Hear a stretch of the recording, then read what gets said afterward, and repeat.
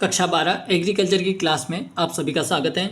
हम मृदा संरक्षण और क्षरण के बारे में पढ़ चुके हैं, जिसमें आज हम नेक्स्ट क्लास में अगली जो क्लास आई थी उसमें हमने जलीय क्षरण के बारे में थोड़ा सा पढ़ लिया था। आज का हमारा टॉपिक रहने वाला है जलीय क्षरण को प्रभावित करने वाले कारक, यानी कि ऐसे कौन कौन से कारक हैं जो जलीय क्षरण को प्रभावित करते हैं, उन सभी के बारे में। फिर हम जो वायु द्वारा क्षरण होता है उसके बारे में बात करेंगे और वायु द्वारा क्षरण को प्रभावित करने वाले कारक कौन कौन से उसके बारे में बात करेंगे। इस तरह से जो सस्य विज्ञान का हमारा टॉपिक था वो कंप्लीट हो जाएगा। फिर सस्य विज्ञान, मृदा एवं बीज, तो मृदा और सस्य विज्ञान दोनों कंप्लीट हो जाएंगे और उसके बाद में सिर्फ बचेगा बीज। तो बीज एक क्लास के माध्यम से अगली जो नेक्स्ट क्लास आएगी उसमें हमने बीज वाला जो टॉपिक है उसको पूरा कंप्लीट कर देंगे और इस तरह से हमारा पूरा अध्याय सस्य विज्ञान, मृदा एवं बीज पूरा कंप्लीट हो जाएगा। ठीक है, पढ़ते हैं क्लास की तरफ। चैनल पर नए हो तो सब्सक्राइब कर दो और लाइक कर दो। एक एक लाइक आप मेरे लिए बहुत कीमती है, मोटिवेशन देता है ताकि रोजाना मैं क्लास दे सकूँ आपको। तो एक एक लाइक तो प्लीज़ कर दिया करो। अब जलीय क्षरण को प्रभावित करने वाले कारक में सबसे पहला कारक आता है, वो है क्लाइमेट, जलवायु। तो इसमें आपको लिखना है वर्षा की गहनता, अवधि तथा आवृत्ति का मृदा क्षरण पर सीधा प्रभाव पड़ता है। यदि वर्षा की गहनता कम हो तो ज़्यादा समय तक वर्षा होने पर भी क्षरण कम होता है। ये पॉइंट जो है गहनता, यानी कि उसका जो आकार है, उसकी जो तीव्रता है, यानी कि मान लीजिए कोई बड़ा पत्थर है और मैं उसे ऊपर से फेंक रहा हूँ, ऊंचाई से आ रहा है वो पत्थर, तो उसकी तीव्रता कितनी होगी और उसका आकार किस प्रकार से है और उसकी आवृत्ति कैसी है। तो वो जब उस प्रकार से तीव्रता से आएगा और यदि उसका आकार बड़ा है तो वो सर्वाधिक नुकसान पहुंचाएगा। तो वर्षा में भी ऐसा ही है, जब वर्षा के जो बूंदें होंगी उनका आकार बड़ा होगा, उनकी तीव्रता अधिक होगी, तो मृदा क्षरण को प्रभाव उसका प्रभाव मृदा क्षरण पे होगा और मृदा क्षरण अधिक से अधिक होगा। ठीक है, तो यदि वर्षा की जो गहनता कम है, जो बूंदों का आकार कम है और बूंदों की तीव्रता धीरे धीरे है, यानी कि उसकी जो गति है वो कम है, तो इससे मृदा क्षरण पर कम प्रभाव पड़ता है। ठीक है, यदि वो वर्षा ज़्यादा समय तक भी हो रही हो फिर भी कम प्रभाव पड़ेगा। अगला है अधिक तापक्रम मूल पदार्थों के रासायनिक एवं भौतिक अपक्षय में सहायक होता है, जिससे भूमि तथा चट्टानों में टूट फूट हो जाती हैं। इस कारण क्षरण शुरू हो जाता है। यानी कि जब तापक्रम, जो टेम्परेचर है, वो जब मूल पदार्थों की केमिकल और फिजिकल, यानी कि रासायनिक और भौतिक अपक्षय का मतलब होता है टूटना या बिखरना, छोटे छोटे टुकड़ों में अलग अलग रूप में बढ़ जाना, यानी कि पूरा टूट ही जाना एक प्रकार से। तो जिससे भूमि तथा चट्टानों में क्या हो जाती है, टूट फूट हो जाती है। जब अपक्षय होगा तो जो भूमि की मिट्टी है वो भी अलग अलग हो जाएगी और जो अपन कह सकते हैं पत्थर होंगे उनमें भी टुकड़े अपक्षय होना शुरू हो जाता है। तो इस कारण जो क्षरण होता है वो शुरू हो जाता है। ठीक है, ये था जलवायु पहला कारक। दूसरे की तरफ बढ़ते हैं। दूसरा कारक है स्थलाकृति, टोपोग्राफी इसे इंग्लिश में कहते हैं। इसमें क्या होता है कि ढालू भूमि पर क्षरण ज़्यादा होता है, यानी कि जब मान लीजिए कोई ढालू भूमि या पहाड़ी क्षेत्र में कोई खेती कर रहा है तो वहाँ पर ढलान ज़्यादा होगा। ढलान ज़्यादा होगा तो मान लीजिए अपनी बात करें, अपनी पर्सनल बात करें, यदि व्यक्तिगत बात करें तो अपन ही किसी ढालू क्षेत्र में खड़े हैं, यानी कि ढलान वाले भाग में खड़े और वहाँ से अपन पानी डाल रहे हैं, तो पानी के साथ में मृदा भी बहती हुई जाती है। तो उसी प्रकार से यदि ढालू भूमि पर क्षरण ज़्यादा होता है, क्योंकि पानी के बहने की गति क्या होती, तेज होती है। ठीक है, ये कॉन्सेप्ट समझ आ जाना चाहिए। तो जब पानी की गति तेज होती है तो उसकी मिट्टी काटने और बहाने की क्या होती है, शक्ति बढ़ जाती है। क्यों बढ़ जाती है, क्योंकि वो ढलान क्षेत्र से ऊपर से पानी आ रहा है और उसका बहाव की गति जो है, पानी के बहने की गति जो है वो तेज है, तो वो अपने साथ साथ में जो मिट्टी है उसे भी ले जा रहा है। ठीक है, दूसरा पॉइंट कहना चाह रहा है कि अधिक डाल पर जल को भूमि में अधिक डाल पर भूमि में जो जल है वो उसको सोखने का कम समय मिलता है। तो ढाल की लंबाई जितनी ज़्यादा होगी उतना ही कटाव ज़्यादा होता है। यदि ढाल लगातार चलता ही जा रहा है, उसकी लंबाई अधिक है और लंबे समय तक ढाल बना हुआ है, तो उसके कारण से जो जल को मृदा जब जल को सोखती है तो वो सोख नहीं पाएगी। क्यों नहीं पाएगी, क्योंकि ढलान ज़्यादा है और पानी लगातार बहता हुआ चला जाएगा नीचे की तरफ। तो इस स्थिति में क्या होगा कि वो अपने साथ में अधिक कटाव करते हुए मृदा को भी लेता जाएगा। तो इस कारण से जो मृदा क्षरण वो होता है। तीसरा कारक है मृदा गुण, सॉइल कैरेक्टरिस्टिक्स। ठीक है, इसमें क्या होता है कि बलुई मृदा के कणों का बिखराव ज़्यादा होता है, जबकि मटियार भूमि के कण आपस में अधिक दृढ़ता के साथ चिपके रहते हैं। ऊसर भूमि पानी में शीघ्र घुल जाती है और पानी के साथ बह जाती हैं। बलुई मृदा पानी को कम सोख पाती है, लेकिन मटियार भूमि में कार्बनिक पदार्थ की मात्रा अधिक होने से जल शोषण क्षमता और कणों के बांधने की क्षमता बढ़ जाती है, जिससे क्षरण अधिक होता है। ये पॉइंट हमें यह समझाने की कोशिश कर रहा है कि जो बलुई मृदा होती है उसमें जो उसके जो कण होते हैं वो बड़े होते हैं, जिसके कारण उसके कणों का जो बिखराव होता है वो अधिक होता है। लेकिन वहीं पर मटियार या जो चिकनी मिट्टी होती है उसके जो कण होते हैं वो आपस में दृढ़ता से चिपके रहते हैं। जैसे हम कीचड़ वाली जो मिट्टी आती है उसी की बात कर ले तो वो एक दूसरे को आपस में बांधे रखती है, छोड़ती नहीं है। तो जब ऊसर भूमि यानी कि ऐसी भूमि हो जाती है जो कि जहाँ की मृदा क्या होती है बिल्कुल हल्की होती है, यानी कि ऊपर से बिल्कुल हल्की होती हैं और जैसे तेज पानी का बहाव आया साथ में बहकर चली जाती हैं, तो उसे ऊसर भूमि कहते हैं। ठीक है, तो बलुई मृदा पानी को कम सोख पाती है, लेकिन मटियार भूमि में कार्बनिक पदार्थ की मात्रा अधिक होने से जल शोषण यानी कि जल को अच्छी तरह से सोख पाती हैं और वो अपने आपस में क्या करती है, कणों को बांधने रखने की उसकी क्षमता जो होती है वो बढ़ जाती हैं। ठीक है, अब अगला जो कारक है वो है वनस्पति का प्रभाव, प्लांट इफेक्ट। जितने अधिक पेड़ पौधे उतना ही अधिक जल मिट्टी द्वारा सोखा जाएगा। पेड़ व घास की जड़ें मृदा कणों को आपस में बांधे रखती हैं और पत्तियां वर्षा की बूंदों को मृदा कणों से टकराने में से पहले ही रोक देती है। इस प्रकार वनस्पति भूमि क्षरण को कम करने में सहायक होती है। यानी कि जितने अधिक हम पेड़ पौधे उगाएंगे तो वो जो पेड़ पौधे हैं वो अपनी जड़ों के द्वारा क्या करेंगे, मृदा के जो कण होंगे उनको आपस में पकड़ रखेंगे कस करके। और यदि वहाँ पर पत्तियों की बात की जाए तो जैसे ही आसमान से पानी पेड़ पौधों की जो पत्तियाँ होगी उन पर गिरेगा तो पत्तियों पर टकराने के कारण वहाँ पर क्षरण कम होगा। ठीक है, तो वो जो वर्षा की बूंदे की गति होगी और जो पानी की गति होगी वो मंद पड़ जाती है, यानी कि कम हो जाती है, धीमी हो जाती है। तो इस कारण से वनस्पति क्या करती है, भूमि क्षरण को कम करने में सहायक होती है। ठीक है, अगला कारक है मानवीय कारक। मानवीय कारक के अंतर्गत क्या होता है कि मनुष्य द्वारा खेती का सही ढंग न अपनाने से मृदा क्षरण अधिक होता है। यदि मनुष्य को खेती कर रहा है लेकिन वो ढंग से खेती नहीं करता है तो उससे क्या होता है, मृदा क्षरण अधिक होता है।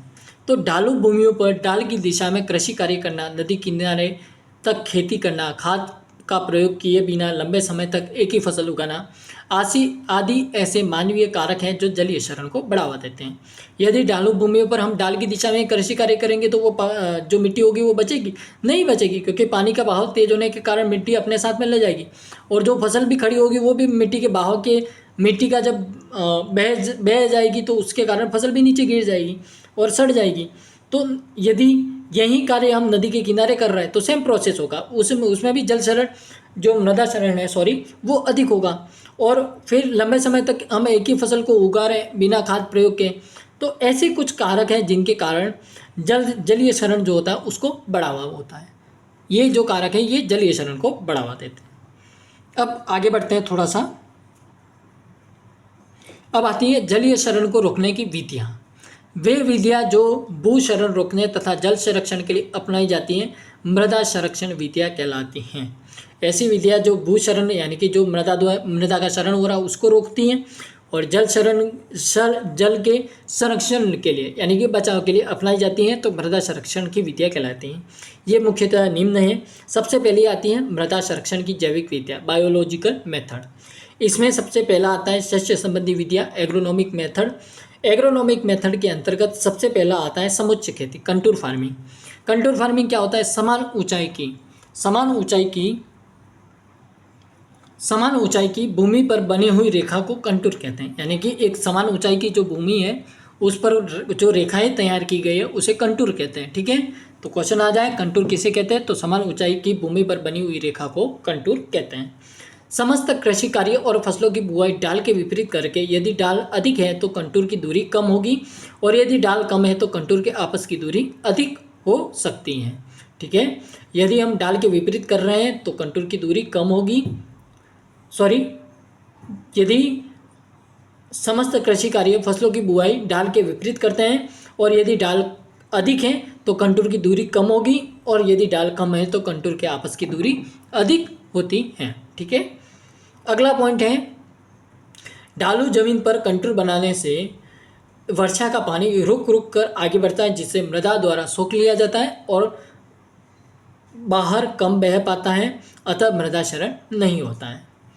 दूसरी विधि है भू परिष्करण या टिलेज। अब भू परिष्करण या टिलेज में क्या होता है कि भू परिष्करण की सही विधियाँ और औजारों के अपनाने से मृदा की संरचना ठीक हो जाती है। यदि हम भू परिष्करण की सही विधियों का उपयोग कर रहे हैं और जो भू परिष्करण में काम आने वाले औजारों का अच्छी तरह से उपयोग कर रहे हैं तो मृदा की जो संरचना होती है वो ठीक हो जाती है। लेकिन बारानी क्षेत्रों में गहरी जुताई करनी चाहिए ताकि खरपतवार नष्ट हो जाए, मृदा में पानी का अवशोषण अधिक हो, इससे भूक्षरण कम होता है। यदि हम किसी बारानी क्षेत्र में अच्छी जुताई करेंगे, गहरी जुताई करेंगे और खरपतवार वहाँ पर नहीं होंगे तो उससे जो मृदा के जो पानी को अवशोषित करने की क्षमता होती है वो अधिक हो जाती है और इससे भूक्षरण कम हो जाता है। ठीक है। तीसरा तरीका है पलवार या मल्चिंग। पलवार या मल्चिंग के अंतर्गत क्या होता है कि खेत को घास तथा पौधों के डंठलों द्वारा ढककर मृदा क्षरण को काफ़ी कम किया जा सकता है। यानी कि जो घास फूस होते हैं, पेड़ की डंठल होती है, जो पत्तियां होती है, उनके द्वारा खेतों को क्या कर देते हैं, ढक देते हैं। तो जैसे ही बरसात के पानी की बूंदी गिरती है तो वो उन जो हमने घास और जो पेड़ पौधों की जो डंठल ढक रखे हैं उन पर गिरता है। तो इससे क्या होता है कि मृदा क्षरण को काफ़ी कम किया जा सकता है, यानी कि वहाँ पर उस स्थिति में मृदा क्षरण ना के बराबर हो पाएगा। फिर पलवार वर्षा की बूंदों का मृदा पर सीधे प्रहार को कम करता है तथा जड़ें, तने, पत्तियां आदि मृदा की सतह पर पानी की बहने के वेग को कम कर देती है, यानी जो गति है उसको कम कर देती है, साथ ही मृदा संरचना को भी सुधारती है। ठीक है। पलवार मल्चिंग आपको समझ में आ गया होगा। अगला जो है वो है फसल चक्र, क्रॉप रोटेशन। यदि मृदा संरक्षण के लिए अपनाए गए फसल चक्रों में यह सिद्धांत रखा जाता है कि अधिकाधिक समय तक घास एवं दलहनी फसलों के मिश्रण से भूमि को आच्छादित रखा जाए, उपयुक्त फसल चक्र अपनाने से क्षरण कम होता है, इससे जल का संरक्षण अच्छा हो जाता है और मिट्टी का उपजाऊपन भी सुधरता है। यदि हम क्रॉप रोटेशन फसल चक्र के द्वारा हम अधिक से अधिक समय तक क्या कर रहे हैं, सिर्फ घास और सिर्फ दलहनी फसलों के मिश्रण को ही भूमि में उगा रहे हैं, तो इससे एक तो मृदा जो है वो बच रही है, उसके साथ में क्षरण भी कम हो रहा है। और यदि हम इसको अच्छी तरीके से क्रॉप रोटेशन का प्रयोग करते हैं तो जल का संरक्षण तो अच्छा हो ही जाता है, लेकिन वहाँ पर मिट्टी की जो उपजाऊ क्षमता होती है, उपजाऊपन जो होता है उसमें भी सुधार आता है। ठीक है। पांचवा है पट्टियों में फसल बोना, sowing of crop in strips. इसके अंतर्गत क्या होता है कि इस प्रणाली में फसलें डाल के विपरीत समानांतर पट्टियों में भूक्षरण अवरोधी, यानी जो जिनकी जो डंठलें या पत्तियां जो होती हैं वो घनी होती हैं, तो और जिनमें हमें निराई गुड़ाई करने में समय लगता है, तो निराई गुड़ाई चाहने वाली फसलें एकांतर पट्टियों में उगाई जाती है, जिससे ऊपर से बहकर आई मिट्टी और पानी रुकते रहते हैं और क्षरण नहीं हो पाता है। हम क्या कर रहे हैं, एक तो सबसे गहरी ऐसी फसलें लगा रहे हैं जो कि जिनकी पत्तियां काफ़ी अधिकतर फैलाव करती हो, फैलाव वाली फसलें हो, जिनका डंठल फैलाव करे, तना फैलाव करे, पत्तियां फैलाव करें। यानी हम ये समझ सकते हैं कि जो ऐसी फसलें जो जैसे कि जो लौकी की फसल नहीं होती, जिनमें क्या कहते हैं इसको, लेड़ वाली, तो इस तरह की फसलें जब हम एक मान लीजिए मैंने यहाँ पर हाथ रखा तो ये हाथ कितना घेराव कर रहा है, तो ऐसी कुछ फसलें जैसे कि मूंगफली की फसल मान लीजिए, मूंगफली की फसल ऐसी होती है पूरे खेत में ऐसी बिखरी होती है कि कुछ नीचे का मिट्टी वाला भाग पूरा दिखाई नहीं देता है, मिट्टी वाला भाग पूरा दिखाई नहीं देता है। तो कुछ इस प्रकार की फसलों को एकांतर पट्टियों में उगाई जाती हैं, जिससे ऊपर से बहकर आई मिट्टी भी होती है वो भी वहाँ पर रुक जाती है और पानी रुकता ही रुकता है, लेकिन वहाँ पर भी क्षरण जो होता है वो नहीं हो पाता है। दूसरा जो उपाय है वो है घास संबंधी उपाय। घास संबंधी उपाय में क्या होता है कि उगाई गई क्षेत्रीय फसलों के मध्य घास की पट्टियां बो देने से मृदा संरक्षण में मदद मिलती है। फसल चक्र में अन्य फसलों के साथ घास को भी उगाने की विधि को ले फार्मिंग कहते हैं। यदि फसल चक्र में हम घास वाली फसलों को भी उगा रहे हैं तो उसे क्या कहेंगे, ले फार्मिंग कहते हैं। ये चैट में भी आने लायक क्वेश्चन है और आपके एग्जाम में भी पूछा जा सकता है। अगर बड़े क्षेत्र में क्षरण की समस्या हो तो उर्वरकों की उपयुक्त मात्रा डालते हुए कुछ समय तक घासें ही उगानी चाहिए। मुख्य घासें हैं वो हैं, मैं आपको दिखा दूं, एक है ब्लू पैनिक, नेपियर दूब और अंजन घास। कौन कौन सी है मुख्य घासें? ब्लू पैनिक नेपियर दूब और अंजन घास आदि। अगला है वृक्षारोपण, ट्री प्लांटेशन। वृक्ष मृदा क्षरण के रोकने के अच्छे साधन है। वृक्ष वर्षा की बूंदों को सीधे जमीन पर नहीं गिरने देते हैं तथा पानी की चोट स्वयं सहन करते हैं, जमीन पर पानी के बहाव को रोकते हैं। और वृक्षों की पत्तियां मल्च का काम करती है और भूमि को जीवांश भी प्रदान करती हैं, जिससे मृदा की भौतिक दशा में सुधार होता है। जो वृक्ष होते हैं, एक तो वो पानी की बूंदों की गति को कम कर देते हैं और जितनी भी जो आसमान से पानी की वर्षा की बूंदें जब गिरती हैं तो जितनी भी तेज गति होती है उसकी जो चोटें लगती है वो वृक्ष स्वयं सहन कर लेते हैं और फिर वो ज़मीन पर नहीं गिरने देते हैं, जिससे वो ज़मीन पर पानी के बहाव को रोकते हैं। और वृक्षों की जो पत्तियां होती है वो मल्च का कार्य करती है, यानी कि जब वो सूख कर नीचे गिर जाती है तो सड़ गलकर एक जीवांश पदार्थ बनाती है जिसे मल्च कहा जाता है, जिससे मृदा की जो भौतिक दशा होती है उसमें भी सुधार होता है। दूसरा, मृदा संरक्षण की यांत्रिक विधियाँ, ठीक है, मैकेनिकल मेथड। इसमें क्या होता है, नंबर 1 जो विधि है वो है क्यारी या थाला बनाना।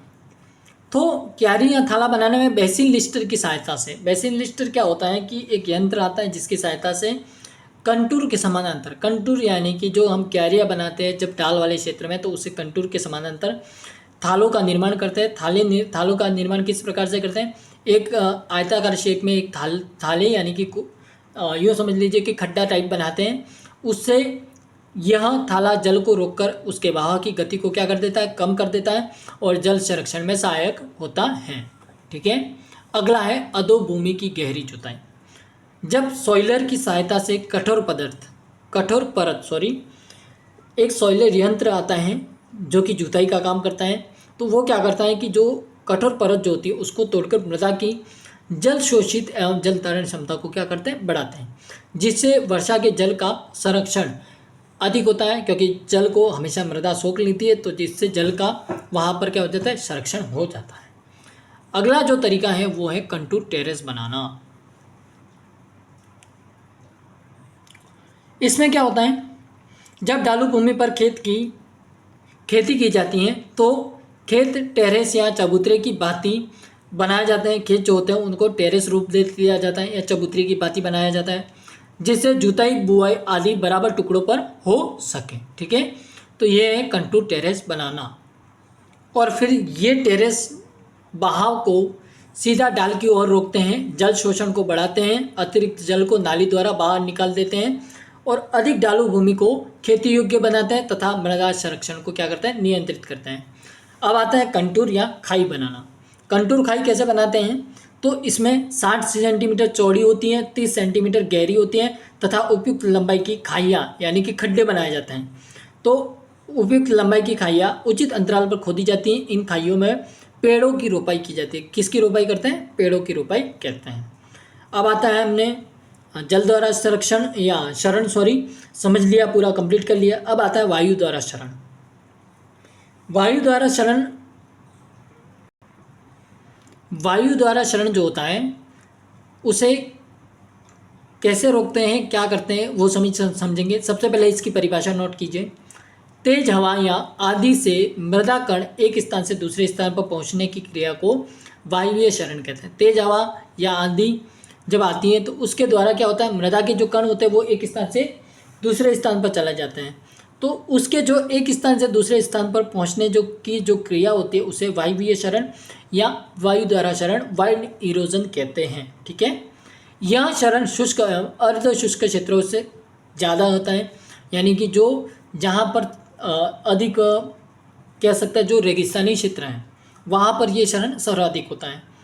यानी कि वहाँ पर जब आंधी वगैरह आती है, जैसे हमारे राजस्थान में जैसलमेर का क्षेत्र, राजस्थान जैसलमेर का जो क्षेत्र है मरुस्थल वाला, वहाँ पर, तो वहाँ पर जब मार्च जून में जब तेज़ हवाएं चलती हैं तो उसके कारण जो होती है वो मृदा के जो कण होते हैं वो एक स्थान से दूसरे स्थान पर चले जाते हैं, तो इससे वायु द्वारा क्षरण होता है।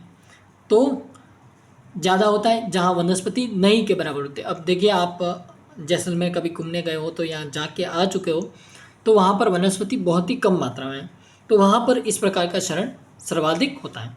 तो राजस्थान का उत्तर पश्चिमी क्षेत्र मरुस्थल के रूप में होने से वर्षा बहुत कम होती है और प्राकृतिक वनस्पति का अभाव होता है। मार्च जून तक तेज हवाएं चलती है, जिनके कारण यह क्षेत्र वायु क्षरण से प्रभावित होता है। इस क्षरण द्वारा लाखों टन उपजाऊ मिट्टी उड़कर बाहर चली जाती है और मृदा उर्वरता का ह्रास हो जाता है, यानी कि नष्ट हो जाती है मृदा उर्वरता। वायु द्वारा मृदा का परिवहन 3 प्रकार से होता है। सबसे पहला तरीका है वो है उच्छलन या सॉल्टेशन। जब हवा का सीधा दबाव मृदा कणों पर पड़ता है तो मुख्यतः 0.1 से 0.5 मिलीमीटर व्यास वाले जो कण होते हैं वो एक स्थान से अपने स्थान से ऊपर उछलने लगते हैं और थोड़े चलकर नीचे गिर जाते हैं। तो मृदा कणों के इस तरह छोटे छोटे उछालों की क्रिया को उच्छलन कहते हैं। और इसमें क्या होता है कि मृदा क्षरण में बाहर की दृष्टि से 50 से 70% भाग इस क्रिया द्वारा एक स्थान से दूसरे स्थान पर ले जाया जाता है। ठीक है, उच्छलन आप समझ गए होंगे। जो 0.1 से 0.5 मिलीमीटर वाले जो कण होते हैं वो अपने स्थान पर कुछ स्थान पर उछल जाते हैं हवा के द्वारा और फिर वो थोड़े चलकर नीचे गिर जाते हैं। फिर मृदा के कणों के इसी छोटे छोटे उछालों की क्रिया को क्या कहते हैं? उच्छलन कहते हैं, सॉल्टेशन कहते हैं। और ये 50 से 70% भाग को इस क्रिया के द्वारा एक स्थान पर दूसरे स्थान से ले जाया जा सकता है। अब आता है निलंबन, सस्पेंशन। इस क्रिया में मृदा के और भी छोटे कण जिनका व्यास 0.1 मिलीमीटर या इससे कम होता है, ये हवा के साथ उड़कर वातावरण में लटके रहते हैं और हवा की गति के साथ हजारों किलोमीटर दूर तक स्थानांतरित हो जाते हैं। यानी कि ऐसे कण जो 0.1 मिलीमीटर से कम होते हैं या 0.1 मिलीमीटर वाले कण वो क्या करते हैं कि हवा के साथ में उड़कर वातावरण में लटके रहते हैं, यानी कि हवा में वातावरण में चले जाते हैं। फिर वो हवा की गति जब तेज़ हो जाती है तो हजारों किलोमीटर तक दूर स्थानांतरित हो जाते हैं। ठीक है, तीसरा तरीका है सतह समर्पण। ठीक है, तीसरा तरीका है सतह समर्पण। इसमें के अंतर्गत क्या होता है कि मृदा कण जिनका व्यास 0.5 मिलीमीटर से अधिक होता है, जो वायु की गति के साथ ऊपर नहीं उठ पाते हैं, भूमि सतह पर रेंगकर एक स्थान से दूसरे स्थान पर स्थानांतरित हो जाते हैं, इस क्रिया को सतह सर्पण कहते हैं। होता क्या है कि अधिक भारी व जिनका वजन ज़्यादा है, जिन कणों का वजन ज़्यादा होता है वो हवा के साथ में उड़कर तो नहीं जा सकते, लेकिन वो क्या करते हैं, रेंगते हुए नीचे ज़मीन पर रेंगते हुए एक स्थान से दूसरे स्थान पर चले जाते हैं। तो इस क्रिया को क्या कहते हैं? सतह सर्पण, सरफेस क्रीप कहते हैं। ठीक है, अब है अगला टॉपिक, वायु द्वारा मृदा क्षरण को प्रभावित करने वाले कारक। सबसे पहला कारक है जलवायु। तो शुष्क जलवायु क्षेत्रों में जहाँ कम वर्षा, अधिक ताप व वायु की गति तेज हो तो वायु क्षरण अधिक होगा। इसके विपरीत आर्द्र एवं शीतोष्ण जलवायु में वायु क्षरण कम होता है, जैसा कि अभी हमने शुरुआत में परिभाषा के साथ में बात की थी। ठीक है, तो अर्ध शुष्क और शुष्क क्षेत्रों में क्या होता है कि वहाँ पर एक तो बरसात कम होती है, दूसरी बात वहाँ पर आंधी या तूफान अधिक समय तक चलता है, तो वहाँ पर इस प्रकार का जो वायु द्वारा क्षरण होता है वो सर्वाधिक होता है। लेकिन वहीं पर आर्द्र एवं शीतोष्ण जलवायु में क्या होता है, वायु क्षरण इस प्रकार का कम होता है। दूसरा जो कारक है वो है मृदा।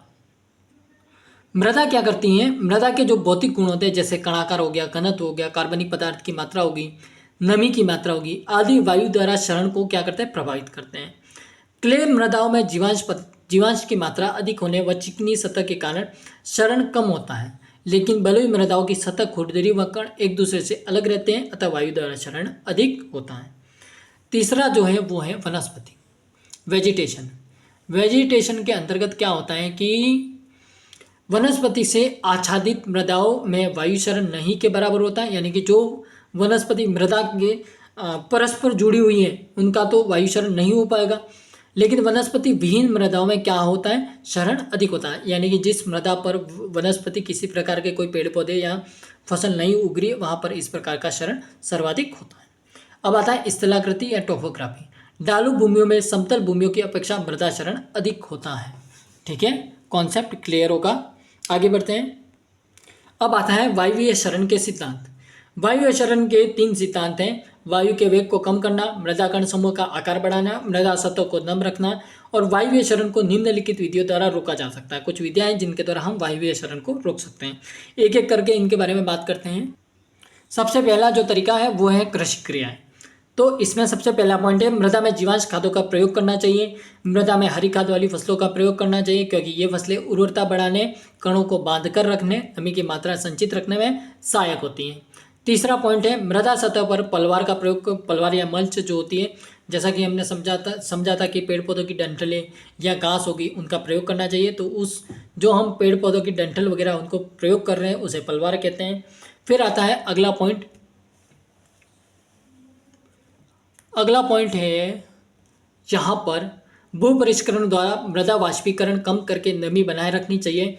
फसल चक्र में दाल वाली फसलें तथा घासों को सम्मिलित करना चाहिए, यानी कि फसल चक्र में दाल वाली फसलों को भी उगाना चाहिए और घास वाली फसलों को भी उगाना चाहिए। ठीक है, क्योंकि ये मृदा संरक्षी फसलें होती है जो मृदा क्षरण को कम करती हैं।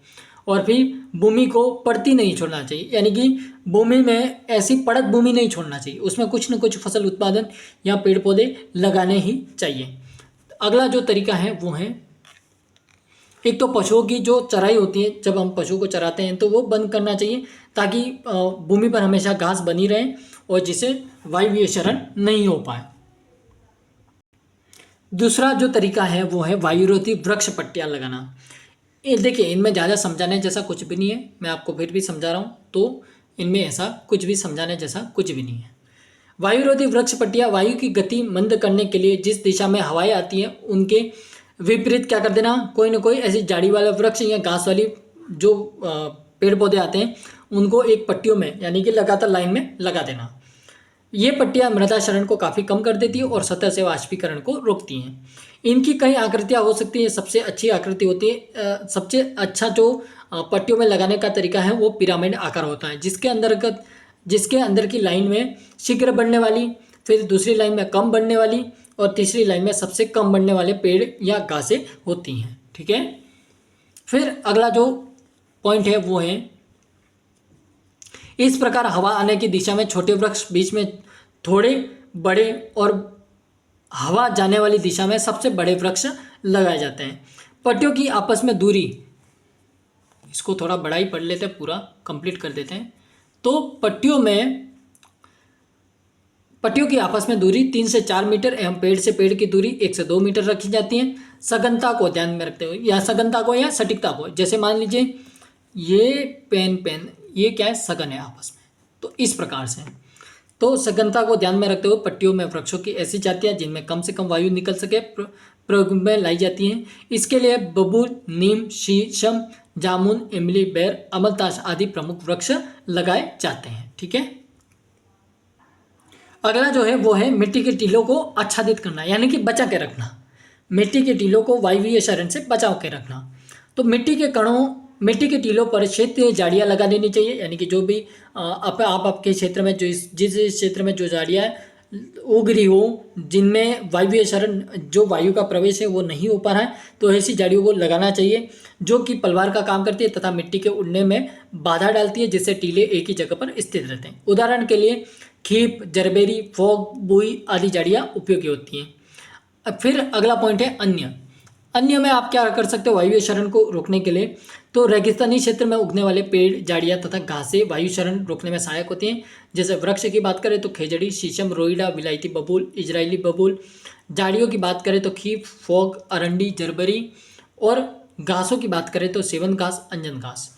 इस तरह से जो मृदा क्षरण और संरक्षण का टॉपिक था पूरा कंप्लीट हो चुका है।